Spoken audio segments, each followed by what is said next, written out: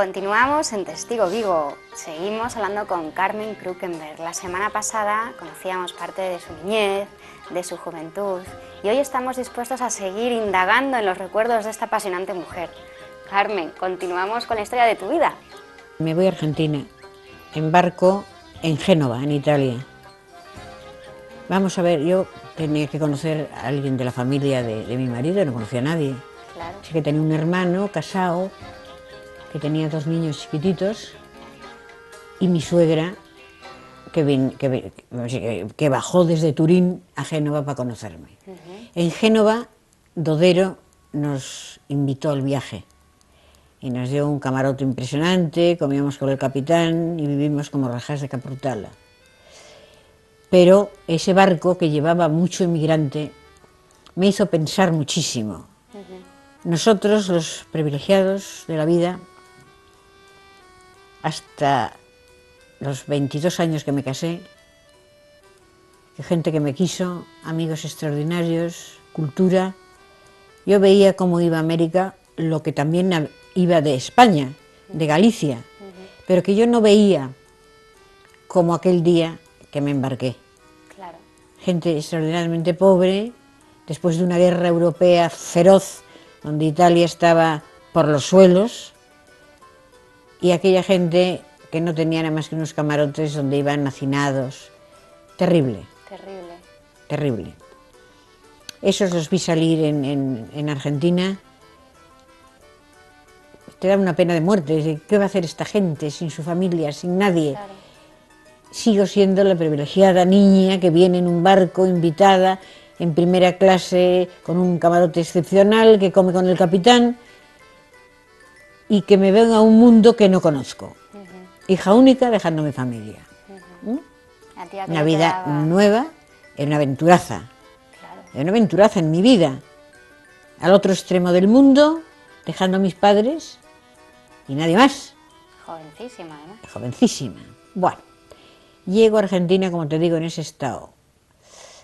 Y entonces, de las primeras personas que conocí fue un gallego. Iba a una biblioteca que me interesaba muchísimo, conocer la poesía femenina hispanoamericana. Buscaba libros para comprar, para hacer una antología hecha por mí, ya estaba en América, ya podía tener un conocimiento. A los pocos días, enseguida, Buenos Aires es muy abierto, una gente muy simpática. Y conocí a un gallego que me dijo, yo estaba buscando un libro y me dice, ¿eres gallega? Y digo, sí, ¿por qué? No, aunque no tienes mucho acento, tienes lo suficiente para que yo perciba que eres gallega. Claro. Bueno, nos hicimos amigos y este amigo me presentó a uno de los grandes poetas gallegos en el exilio, Lorenzo Varela. Y este mismo personaje me presentó a Alberti y a María Teresa León. 2 meses después de llegar a Argentina, yo ya entraba en aquella casa como de la familia. Te acogieron Me estupendamente. acogieron con todo cariño del mundo, me escogieron los poemas, que yo tenía 2 libros ya terminados, que llevaba de España. Él me escogió los poemas, él dijo, este sí, este no, este sí, este sí, este sí y este no. Alberti. Alberti, no tenía nombre el libro, y le puso Cantigas do Vento. Y así quedó, y así se publicó 10 años después de lo que te estoy diciendo. 10 años. ¿Por qué 10 tan años tarde? después. Tuve que publicar tardísimo porque era imposible, cuando llegué, publicar nada en gallego.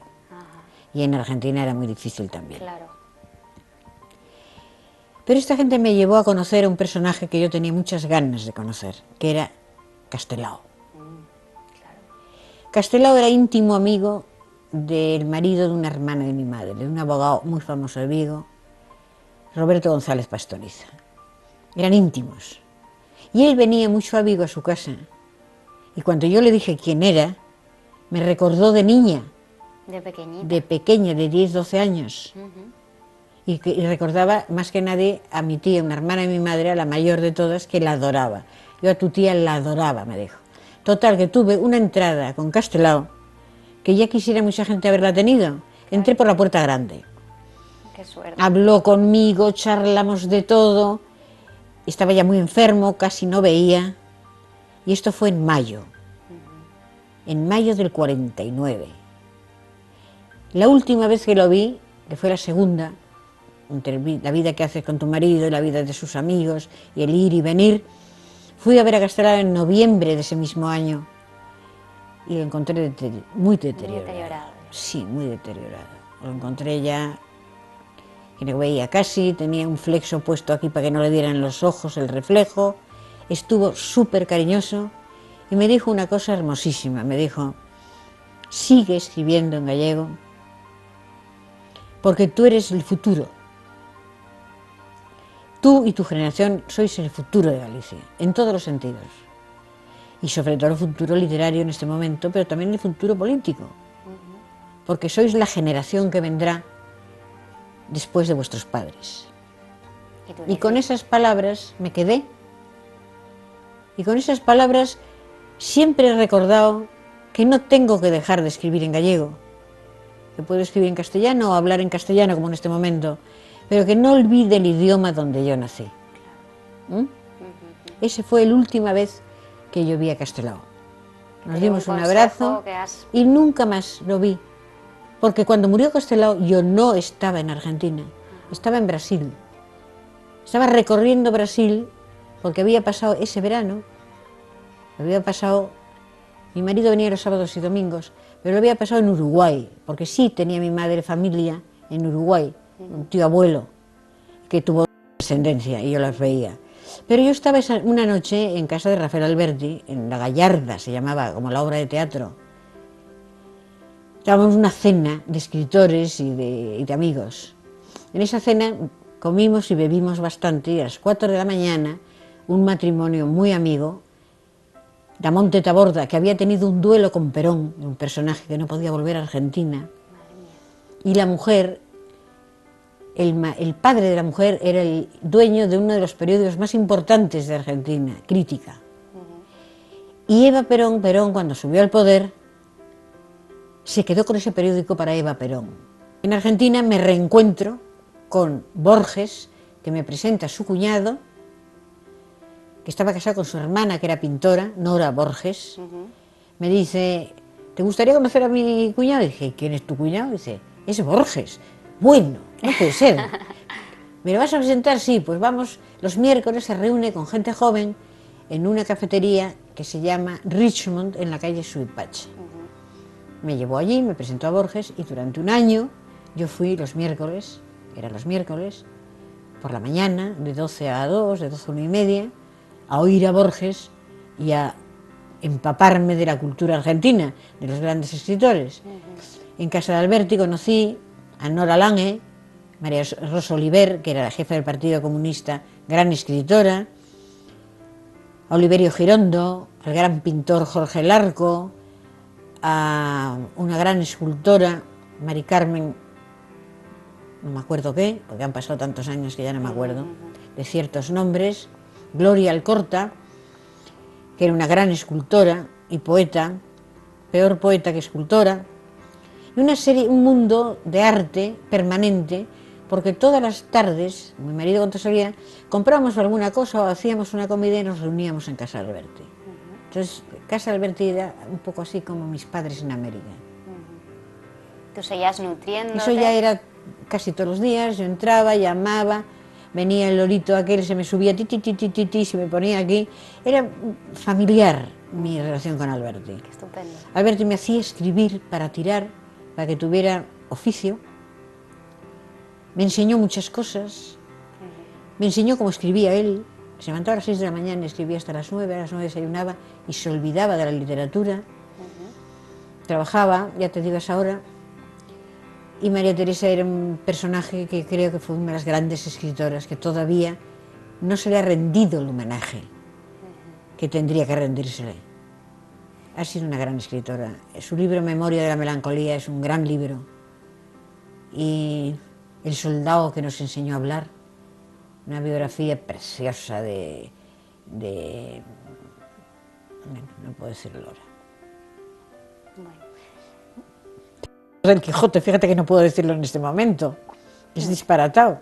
De Cervantes. De Cervantes, ¿no? El soldado que nos enseñó a hablar, fíjate qué cosa más bonita de título. Después la historia tiene la palabra. que es cómo en la zona republicana salvaron el Museo del Prado, en el cual tuvo parte María Teresa León. De lo que era la residencia de estudiantes entonces, que era en el Palacio de Medinaceli, pusieron ahí una residencia de intelectuales, en donde se reunían todos los días y dormían ahí los intelectuales que habían quedado en la zona republicana. Muchos marcharon, pero otros se quedaron en Madrid hasta el último momento.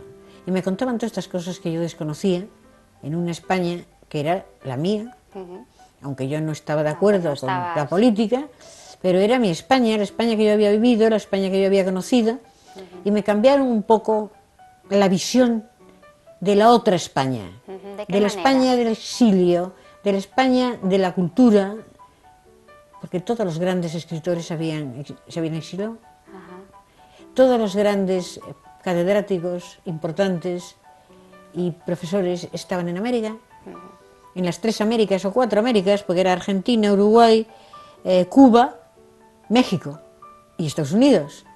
Ahí estaban toda la aristocracia de la literatura, de la pintura y de la cultura española. Y yo tuve la fortuna de pasar por todas esas ciudades e ir conociendo a toda esa gente. ¿De qué forma te ayudó a ti esto en Me dio, de la cultura que yo tenía, me la triplicó. Claro. Me dio una visión de un mundo que existía, no solamente en los libros, sino que esos personajes eran de carne y hueso, que estaban ahí, a la altura de que me trataron como una igual, que fue una cosa maravillosa en mis 22, 23 y 24 años, me trataron como si fuera una gran escritora y una más. Y eso no lo olvidaré jamás, nunca. Qué suerte, qué bonito. Eso fue muy bonito. Y después me vengo... Y después te vienes de nuevo. No. Ah, nace tu hija primero. Entonces nace mi hija primero. Nace mi hija ya cuando el matrimonio empezaba a hacer aguas.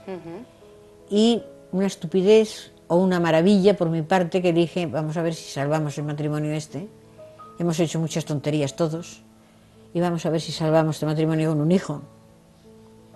Pero mi marido, la responsabilidad de un hijo le aterraba. Vaya. Entonces volví a una exposición que se hizo en un cuadro mío, otro de la bailarina esa que te conté de Río Janeiro, que era la bailarina de la compañera de Serge Lifar, y después con Margarita Xirgu, la gran actriz que conocí en el año 49 y que quiso que le escribiera una obra de teatro. Decía, pero Margarita, si no sé casi escribir poesía, ¿cómo te voy a escribir una obra de teatro? Pero yo volvía a Uruguay porque estábamos las 3 expuestas, y la mujer de él, de Damonte Taborda, en una galería de arte, y me pidieron que fuera a la inauguración.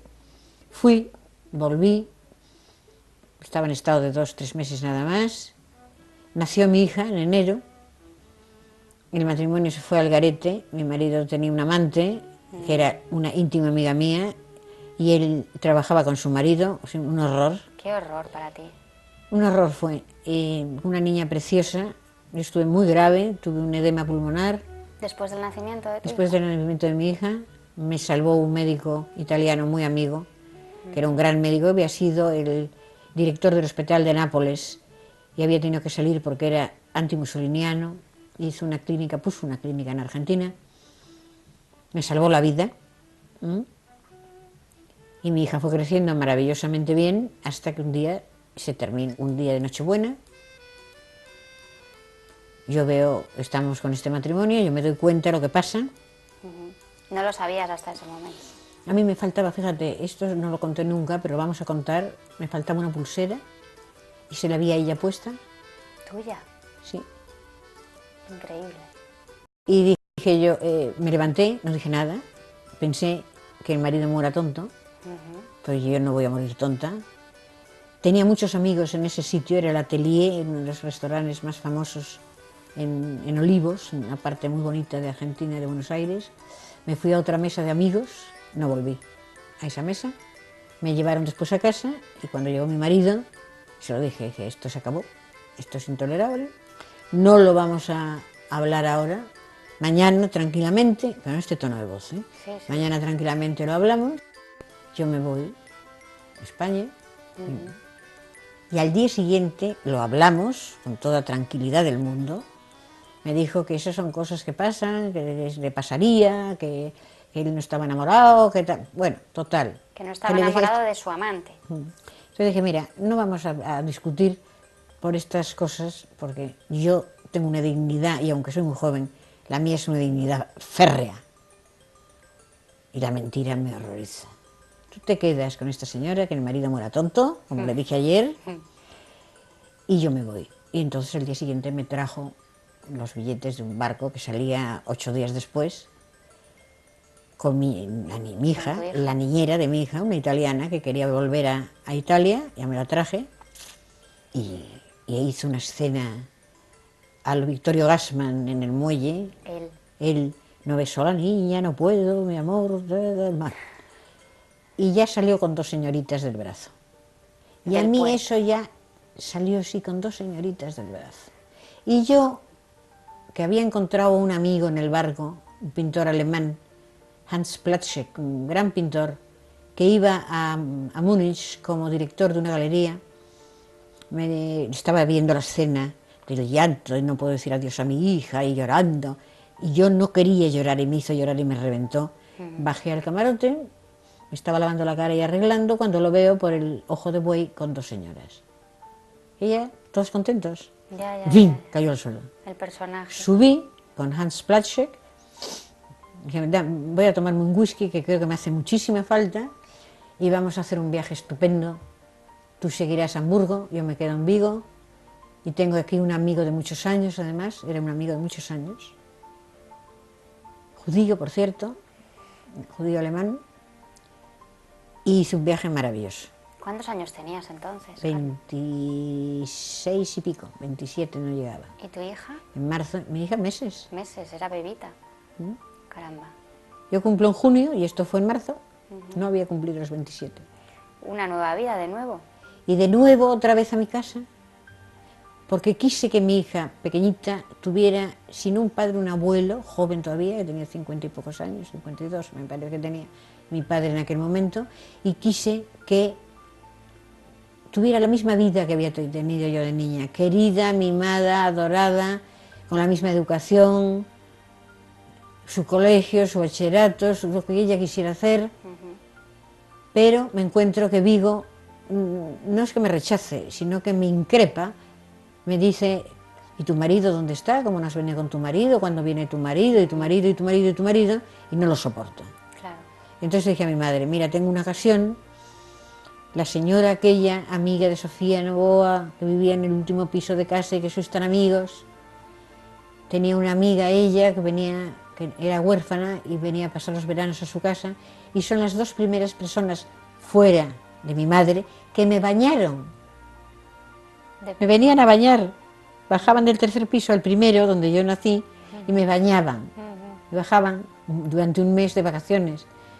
Y esa misma señora me la encontré yo en Madrid, a los pocos meses de llegar, me fui a ver a mi tía, y me invitó. Soy full professor en la Universidad de Rutgers, en Douglas College. ¿Por qué no vienes? Mejoras tu inglés, estudias la literatura y te sales de este mundo que te está fastidiando. Claro.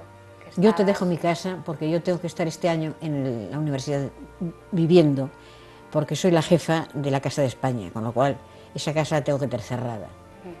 Me entregó las llaves, llegué a Estados Unidos en barco, es donde conocí al rey a la salida de Lisboa, y me lo presenta una amiga, dice, este va a ser tu rey.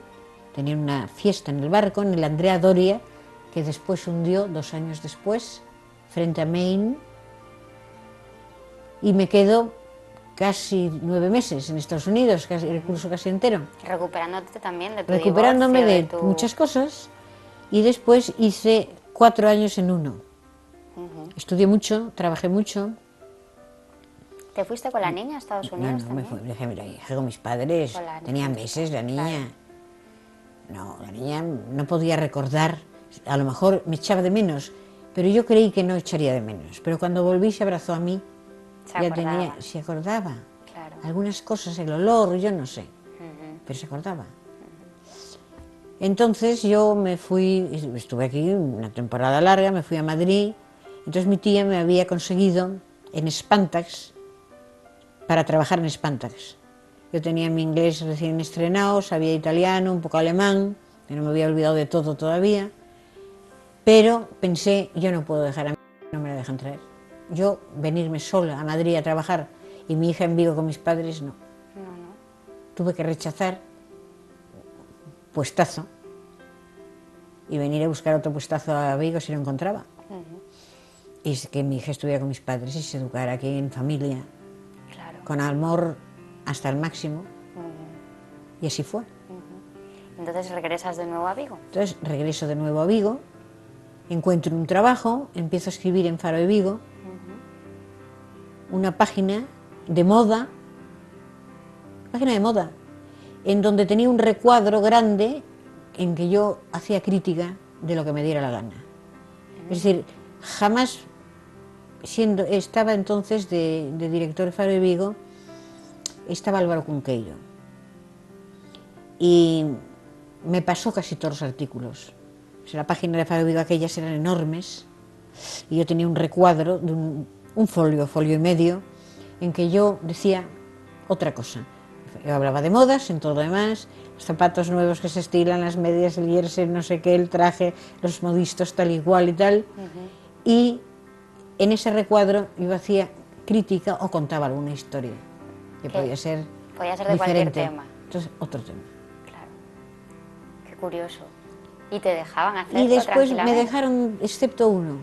Un artículo no te lo pasaron. Un artículo no salió. ¿Por Y qué? era un artículo, yo me había enterado que don Juan, el padre del rey, entonces era príncipe todavía, me parece que ya se había casado o estaba por casarse, que tuvo una reunión en París con la plana mayor de la política contra Franco, que había tenido una reunión con el viejo profesor, que había tenido una reunión con los comunistas, con los socialistas, en París, para hacer una transición.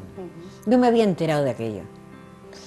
Yo no sé si Franco estaba todavía bien de salud o percibían que tenía algo, no lo sé, porque eso no venía. Pero en París Match venía todo lo que habían hablado y no se vendía en España, se vendía en Portugal.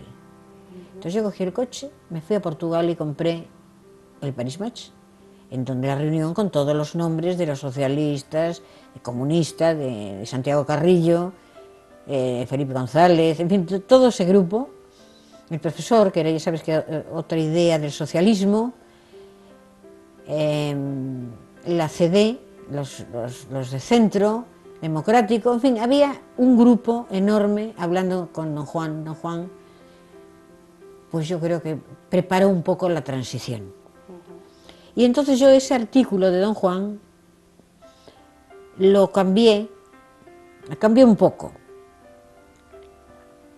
Cogí frases y las uní para no decir lo que yo realmente estaba leyendo, sino que frases del padre, del futuro rey.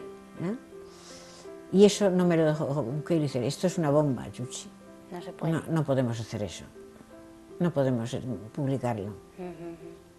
Bueno, después de llegar a Vigo y de estar trabajando en Faro de Vigo y de hacer artículos y de hacer algo de radio, irme a Madrid a hacer radio, la historia de la literatura española en poesía, a Radio Madrid.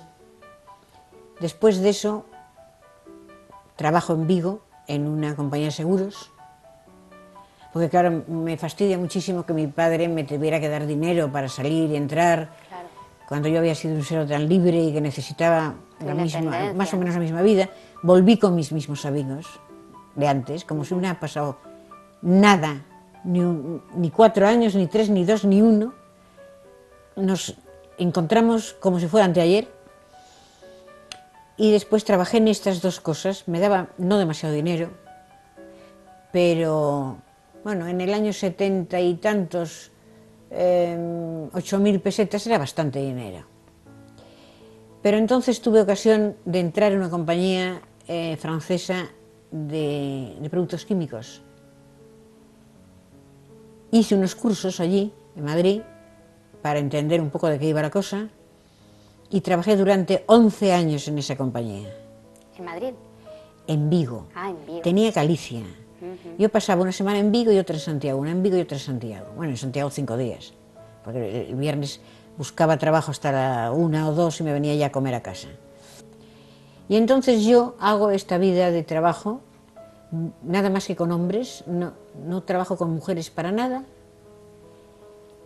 y me hago amiga de un grupo de gente que me ha respetado, me ha querido y que me sigue parando en la calle cuando me ve, diciendo que soy la mejor compañera que han tenido nunca, porque ahora hay muchas chicas. Porque yo no iba a coquetear, iba a trabajar. Y las demás niñas de aquella época iban a coquetear. Entonces viví entre Santiago y Vigo, seguí y empecé a escribir ya muy seriamente, a partir de los años 60. O sea que retrocedo en la literatura, pero a partir de los años 60 empiezo a trabajar muchísimo y en el momento actual tengo 27 libros escritos. Caramba. Aparte de artículos que pueden ser 500, antologías que pueden ser no sé cuántas, no las he contado jamás. Recibo honores, primeros honores, Varias es el premio medallas Alegrín. también, ¿no? ¿Eh? Varios premios, varias medallas. Varios premios, más que premios, son homenajes. Me dan el premio Alegrín, como la escritora de sede. Tengo el premio de Diálogos 90. Tengo la medalla de Galicia y tengo la medalla de Castelao, que era la más preciada para mí. Primero porque lo conocí, y segundo, para Galicia es la medalla más importante. Me hicieron dama del Orujo de Galicia, dama de la Fundación Rosalía Castro. Tengo, bueno, montones de cositas. Y tengo una cosa que aprecio muchísimo, que es la Vieira de Oro. En este momento escribo, hago conferencias de vez en cuando, porque naturalmente revivimos otra vez la Sociedad de Escritores en Lengua Gallega, que durante la República estaba en auge y después en la época de Franco eso lo cerró, porque claro, era galleguismo para él. Era conservar la literatura gallega, en definitiva, importante para nosotros, escribíamos también en gallego. Hoy es, quizá, empezamos, no sé cuánto, yo tengo el número 26, me parece, 28, éramos un puñado de escritores y ahora hay 100 y pico. Fíjate. Y grandes escritores, hay muy buenos escritores en este momento en Galicia. Es curioso. ¿Y con qué edad te jubilas? Me jubilo con 59. Y ya te Porque dedicas a muere escribir. mi madre. Ya. Y... Entonces vendo mi casa, mi tía se pone muy enferma, la traigo aquí, muere en La Guardia, en un departamento que yo tenía, muere allí. Me deja su casa de Madrid, y entonces yo vendo eso y me compro esta con todas prácticamente sus cosas. No quiero tirar nada que fueran de ellos, ni de mis padres, ni de mi tía, aunque tuve que vender la mitad de mi casa de Lepanto, que era enorme. Aquí no me cabía. Yo recuerdo que las dos casas donde la que nací, la que viví tantos años, tenían pues 290 metros, 300 metros. Enormes. Y me encuentro con esta, que me daba contra las paredes, oye, no es broma, por el pasillo. Claro, Tenía que andar así, para tocar el pasillo. Bueno, estoy en esta casa, salgo poco ahora, escribo bastante. Ahora estás más dedicada a Yo escribir. estoy más dedicada que nada a escribir. Pero sigues muy activa, porque y sigo muy constantemente activa. estás haciendo cosas. Ahora mismo, dentro de nada, cuando vuelva, en abril, una de las cosas que tengo que hacer es dar clases magistrales a niños en un colegio durante 5 días. Qué estupendo. Y esta es mi vida. Qué bien. No te puedo contar mucho más. Te contaré dentro de 10 años, si vivo, la penúltima historia. parte, la tercera o la cuarta parte. La tercera, la cuarta parte. Claro. La cuarta parte de mi vida. ¿Con Espero. qué 3 momentos, para terminar, con qué 3 momentos felices te quedarías de tu vida? Felices. Felices, sí. Felices me quedo con mi niñez. Fantásticamente feliz. Me quedo con el conocimiento de la cultura y de los seres que conocí, que me dieron mucho de lo que tengo. Y me quedo, por supuesto, primera que nadie, con mi hija. Claro. Pues Carmen, muchas gracias por habernos dejado compartir por unos momentos, por unos minutos, esta vida tuya. Gracias. Pues muchas gracias a vosotros. Que Vigo me conozca un poco más. Claro que sí. Gracias, Carmen. Manhattan, creciendo hacia Júpiter, flota su verticalidad entre dos ríos, porque su semejanza no existió en el pensamiento de Wright cuando estructuró el futuro. Es un tiempo que avanza hacia un mañana de cristal y de acero, transparente de sol y de nieve, de oro y de basura. En sus espacios vacíos, el árbol es una escultura imperecedera que regala sombra a los desheredados. Por la Quinta Avenida pasea asombrado Walt Whitman ante el esplendor del Tiffany's, del Rockefeller Center y la Trump Tower. Los indios, dueños de la tierra, dejaron sus caballos bajo el puente de Brooklyn para construir rascacielos. Su belleza ignora el pasado del mundo y no conoce el significado del milenio, pero conmueve la emoción petrificada de los siglos para aparecerse como una Venus renovada. Manhattan es el destino y la promesa de llegar al cielo algún día. Después, quizá después, no quede nada.